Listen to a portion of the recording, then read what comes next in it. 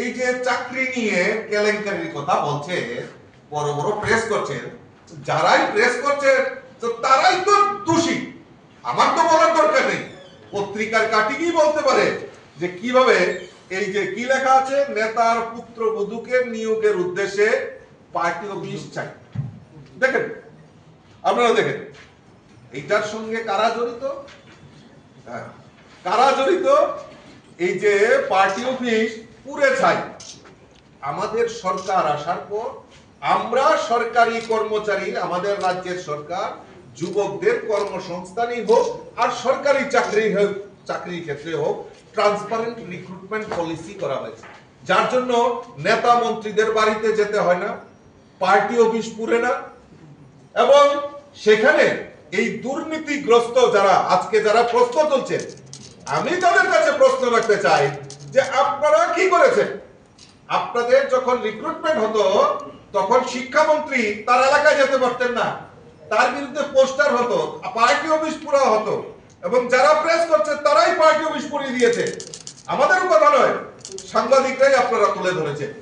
সেই জায়গায় দাঁড়িয়ে আমাদের সরকার শিক্ষক নিয়োগের ক্ষেত্রে হোক, মেডিকেল যারা ডাক্তারি নিয়োগের ক্ষেত্রে হোক, বিভিন্ন ক্ষেত্রে নিয়োগের ক্ষেত্রে ট্রান্সপারেন্ট নিয়োগ নীতির ফলে আজকে একটাও মামলা সেখানে হচ্ছে না, এবং যারা যোগ্য তারা পেয়ে যাচ্ছে। আর যারা বিরোধী দল তারা বলছেন যে ত্রিপুরা রাজ্যে নাকি ল অ্যান্ড অর্ডার নিয়ে সাংঘাতিক অবস্থা, আইন শৃঙ্খলা। আরে আপনারা ভুলে গেছেন? এত তাড়াতাড়ি ভুলে যাবেন কেন? এত তাড়াতাড়ি ভুলে যান কেন? 25টা বছরে এই ত্রিপুরা রাজ্যে যদি কোনো কর্মসূচি পালন করে বিরোধীরা, একমাত্র একটাই কর্মসূচি পালন করেছে, সেটা হলো শহীদ বেদি। রাজ্যে যেখানেই যাবেন, যে জেলাতেই যাবেন, শহীদ বেদি, কালো শহীদ বেদি।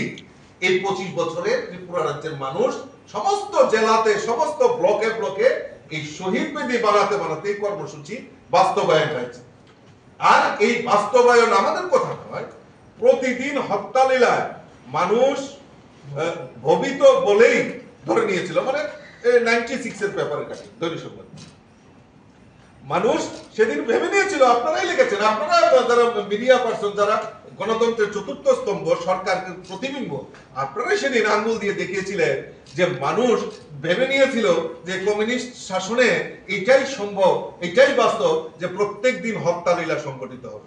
আর যারা আজকে হত্যালীলা সংগঠিত করছে, মানে তার বিপক্ষে কথা বলছে, তো তাদেরই এরকম চরিত্র ছিল। আমাদের সরকারের প্রায়োরিটি হলো ল অ্যান্ড অর্ডার, এবং এই ল অ্যান্ড অর্ডারকে ঠিক করার জন্য আমাদের সরকার নো কম্প্রোমাইজ। দোষ যারা করবে, যারা দোষী, তাদের কাউকে রেহাই করা হবে না, সেই দৃষ্টিকোণ রেখে আমাদের সরকার কাজ করছে।